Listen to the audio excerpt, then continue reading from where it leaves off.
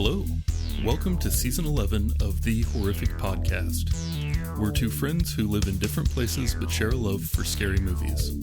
This season, in each episode, we will not both watch the same movie on our own and then record a conversation together about it later.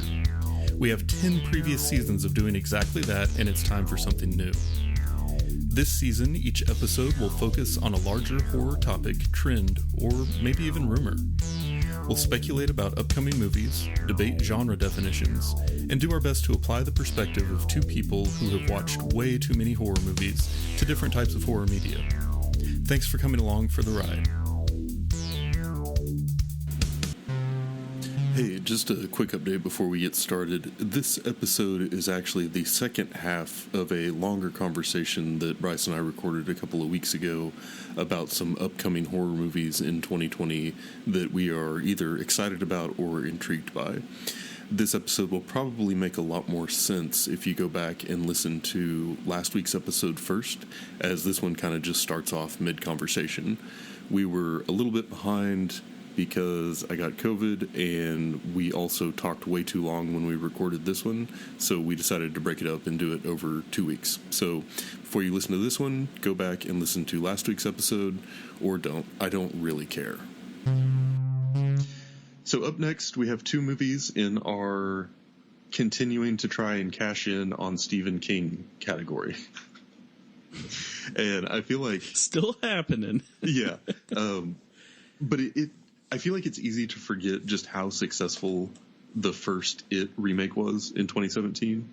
That movie was made on a budget of like $35 million and made over $700 million. So it like 20x'd its budget. So a lot of people are like, if we can do a tenth of that, we're coming out ahead, right? So how hard could it be? I think there have been some swings and some definite misses in continuing to remake parts of his work. Mm-hmm. But the two that we've got coming out now are Salem's Lot and Firestarter. And Salem's Lot was a movie made in 1979, and Firestarter was a movie made in 1984. So now we've got the two of them coming out with remakes in 2022. Yeah. Did you see either of the originals? Yeah, I haven't seen Firestarter. I've seen Salem's Lot a long time ago. So much so that like I had to kind of read through it just to make sure I remembered stuff correctly, and I definitely didn't. Yeah. Well, what are your thoughts on these movies in general? Well, Stephen King's one that we've kind of battled with a little bit over the years with the podcast, I feel like, in the sense of like books are good. His books are good. Yeah. But a lot of the times it seems like maybe the interpretation of the books is where you kind of get lost, or you can't put all the stuff that he has in his books in it just for time wise, I think if this is going to get Stephen King more money, I'm 100% for it. I think that guy has just put in the work, right. I mean, just amazing to have your name out there for so long and people still associate you with, a genre like this. I have higher hopes for Salem's Lot than I do Firestarter. Is that to me, which is weird because Firestarter was Blumhouse, and so I would think that it would have more potential. But after watching the trailer for it, I feel the same way. Yeah, because Firestarter definitely looked more like a Marvel movie than a horror movie to me. I have that in my notes, 100% in my notes. Okay. Is this a Marvel movie that we're watching? Yeah. Which, hey, if it is, cool. It was also strange to see like Zac Efron for Firestarter as a dad. Mm-hmm. I don't know why. I mean, not like I grew up watching him or anything. It's just like, oh, you are old now. Welcome and if to the he's club. Old, what does that mean for you? He's older than me, so I have nothing to say about that. But it's just strange to see, to see this kind of take place. But yeah, I mean, I'm interested to see how it plays out. I don't know. I mean, like even looking at like it's like a thriller is what they have Firestarter. A science fiction thriller film is how they have that described. Yeah. I don't know. To me, it seemed like kind of like the premise of Carrie, except nothing was creepy. Yeah, I could see that. The blood really did it for Carrie, you know. Yeah, exactly. Yeah. I don't know if it has to be banking off like the It remake, the successful, how successful it was, but it's like there was a lot of moving pieces to that. They got a really good cast for it. Not saying that these movies aren't, but you know, it's not just throwing his name on this. And like part of the thing I like about the older Stephen King films is just like the nostalgia tied to it. Yeah, they all feel like an 80s TV movie for the most part, 100%. You know, which is a specific time and place. Yes, yeah, without a doubt. And it's like that's what I like about it, you know, and so not saying I'm not going to like it because it's not like that, but it's just like they're not all the greatest horror films of all time. I don't even know I don't even want to give my top 10, but they're not the greatest, but they still have that nostalgic feeling, so I can watch them as many times as I want. I actually started the 1990s version of it a couple days ago, just to have something on TV. But I don't know. I like the Salem's Lot because it's like a play on Dracula or inspired by Dracula kind of thing. But I don't know. I'm curious about the Firestarter, if that's going to actually be legit. Well, not. Guess what? You can watch it on Peacock. That's what I'm talking about, old son. What I read was that it was released at the same time in theaters and on Peacock. I don't know if that's true, though. I don't know if there's like a delay, but it may be available. I have to think that it's cheaper to release films in theaters nowadays than it was 15 years ago. I would think so. Because I think a lot, I don't know this, but I would think a lot or majority of theaters are now digital. Yeah. And so it's like, hey, here's a DVD or, you know, something. I don't know. I'd be curious on that. If you here's a Dropbox link. Yeah, if you work at a theater in the projection area or just in general, let us know. I'm curious about that. Yeah. So yeah, in general, I think we're both not super hyped for Firestarter, but both kind of intrigued by Salem's Lot. And the only real note I had for Salem's Lot, well, two. One is that it'll be on HBO Max 45 days after its premiere in theaters, which is a recurring theme of this episode. But also, I could not find a real trailer. And when did this nonsense of like conceptual fan-made trailers that are labeled official trailers start? Dude, it made me so angry. Like I'm almost so embarrassed to like say, because it's like I was like, oh, okay, here we go. And I start playing, and then you see like someone else's name attached, and you're like, what the? No, this isn't. God, it was such a headache. I started the one for Jeepers Creepers Reborn, and I got legit pissed that they were like so obviously ripping off Hellfest. Yeah. And then I was like, oh wait, this is from Hellfest. Yeah. I turned it off at that point.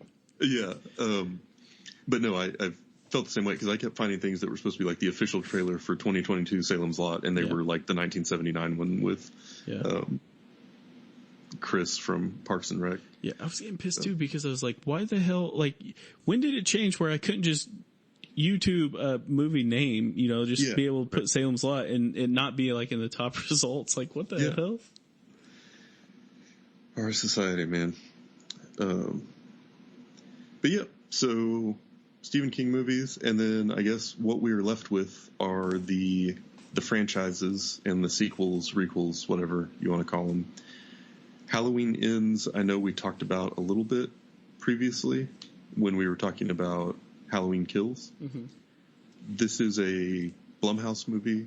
I was not able to find a real trailer. I was able to find trailers that were like mashups of scenes from the previous movies and stuff. But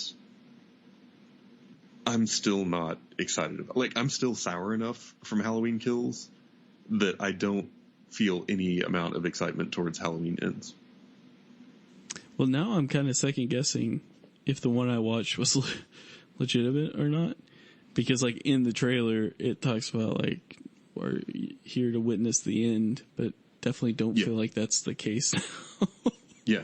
Well, yeah. So I watched a couple of them that were, and I'd started in my notes like, this is the most uninteresting trailer I've ever seen. It's just clips from the previous movies. And I'm like, oh, wait, no, that's because it is just clips from the previous movie. So, yeah. But couldn't find a lot of info on this one. I also didn't feel motivated to try super hard. Like, this is one that I don't plan to pay to see. You know what I mean? Well, I think it's extremely justified based off the fact that we got straight up burned by the second one. But the last one that they just came out with. I felt fleeced. Fleeced. You're dang right. I mean, it just put a sour taste in my mouth, but yeah. But I kind of want to go back and watch the first Halloween remake from like 2018 or whenever it was, because that one I remember like having fun with, and maybe I'll get nostalgia feels, and I'll be like, well, maybe I will see ends, but we'll see. Yeah, we'll see. One I'm much more excited about is Evil Dead Rise. Yeah, and it is written and directed by Lee Cronin, produced by Robert Tappert, with Sam Raimi and Bruce Campbell as executive producers. Which means that Bruce Campbell's not in this one. He could be. But I don't think I watched the thing saying he wouldn't. Yeah. But he might be, though. So I do agree with that, actually. This could be one of their tricks, for the record. Yeah. I mean, like, I'm sure he'll do a cameo, at least. But him and Sam Raimi being involved makes me really happy. This one is kind of a departure. So it's the script is supposed to be about a girl who visits her older sister who's like a single mom in a small LA apartment. Their reunion is cut short by the discovery of a mysterious book deep in the bowels of the building, giving rise to flesh-possessing demons. And the last part of it is, and thrusting the girl into a primal battle for survival as she is faced with the most nightmarish version of motherhood imaginable. Which means we're going to be dealing with some creepy kids, which is exactly what is terrible for you because you have a small child. That's true. However, I would definitely put my boy up against any of those creepy kids. He's got strength. I don't know where he gets it from. I believe it. It's insane. I'm looking forward to it. Like, I'll watch it. But it's definitely one of those series where it's like, I don't know if you can touch the original or even the second. Yeah. I'll even say the third for that fact. So it's going to be interesting. But with Sam Raimi and Bruce Campbell on board, I have faith in it. I've actually been watching, not because of this podcast, but I've been watching some Twitch, people on Twitch that are playing the new Evil Dead game that came out. Oh, how's that? Looks pretty interesting. It looks interesting. Looks like I'd probably get bored with it relatively quick. Yeah. I'll be the judge of that. But no, it's just, I do like the resurgence that we're getting because I feel like it's a legitimate thing. And just the fact of something I preached. Like, I love that it was like DIY from the start, and to see this evolve into what we're seeing now is just amazing. Yeah, no, for sure. And this one is going to be on HBO Max. So yeah, that'd be good. Yeah. Let's get to this last stupid ass thing. Yeah, last one on the movie was Jeepers Creepers Reborn. This is, of the whole list, the thing I'm most or least excited about now that I've done more research into it. Reading, Googling from my bed. But it sounds like it's basically a full-on reboot with no relation to the original movies, and they're planning a trilogy. And there's no trailer available. This is the one where I realized the whole like fan-made trailer thing was common now. Oh, God. But it also sounds like there are a bunch of like legal issues that will probably keep this from coming out anytime soon. So the general idea of they're taking a franchise that I really like and they're going to completely reboot it, and there's not really anything out about it yet, and I don't know. It feels to me like it's going to be a bit of a cash grab, but we'll see. Yeah, I think I was burned on this one by the third Jeepers Creepers film, like just with how bad that movie is. Like, it's so bad. And so, hey, if they can do it, great. This is another one that, I really like the first film. I can even say I like the second film now compared to the third. But man, like, I don't know, like, trying to beat the original is going to be pretty hard. Yeah. We'll see if they can pull it off. Yeah, I agree. And then I have one little surprise for you. Uh-oh. So there is one other movie that got on my radar today that I had not known about previously, but I'm super excited about. And that is David Cronenberg's Crimes of the Future. Ooh. So you may remember him from his involvement with The Fly. Yep. He's basically Mr. Body Horror. Yeah. And this movie is like kind of a futuristic, like sci-fi, like people can like alter their bodies type stuff. Ooh. Thing. And apparently at several points during, so it debuted at Cannes or Cannes or Cannes or Cannes or however you say that film festival. I think the N's are silent. I think it's just Case. Cass Film Festival. Yeah. And apparently at several points during its debut screening, several people walked out. Hell yeah. Because it was too intense. And that is exactly, because how many times have we talked about, like, what would it take to make someone faint in a movie in 2022? Like, what would it take to actually really, like, shock people? And I'm pretty sure this movie is going to answer that question. So that's am amazing. Quite excited to watch this one and then talk to you about it when the time comes. Yeah. Yeah. It even says, like, Viggo Mortensen, he's playing a character, Saul Tinser. And it says a man who grows new organs inside of his body as part of an accelerated evolution syndrome. He and his partner, Caprice, have turned the discovery and removal of these new body organs into performance art. Whoa. Good Lord. Viggo's good too, man. Like, I'm stoked. That's amazing. Oh, it's amazing. Yeah, I could not be happier about this. And I am really, really excited to review that one. So that's probably in my top 3 for this year. It's gonna be good. Yeah, we got some good ones coming out. I mean, that top list is gonna be, I don't know, if they all hit the mark, I think it'll be pretty good. We definitely hope they do Stephen King justice, and maybe we could just keep Jeepers Creepers in a legal battle and not have to worry about it. Yep.